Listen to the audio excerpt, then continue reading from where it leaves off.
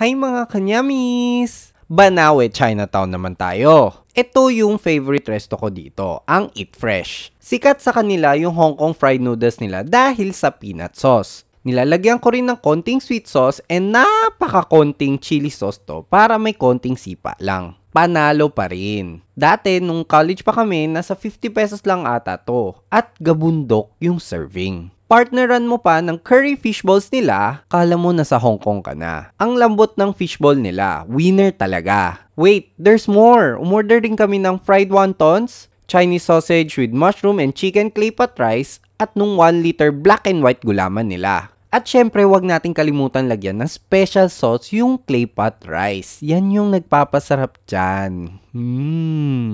Hindi ko gaano trip yung mismong sausage na ginamit nila. Siguro next time, kahit chicken and mushroom na lang a-ordering ko. Pero itong mga tusok-tusok nila, halos lahat yan nakain ko na. Fried wonton, tenga ng baboy, big isaw, squid ball, fried siomai, lahat okay yan. Yung pancake balls, alam ko favorite nung isang kaibigan ko yan. And as for the black and white gulaman, ewan ko, hilig ko yan dito eh. Pati yung isang kaibigan ko rin. Obvious naman dahil nga 1 liter ang in-order namin. Try nyo dito guys, affordable at masarap. Both QC and San Juan may branches sila. Follow for more gutuman!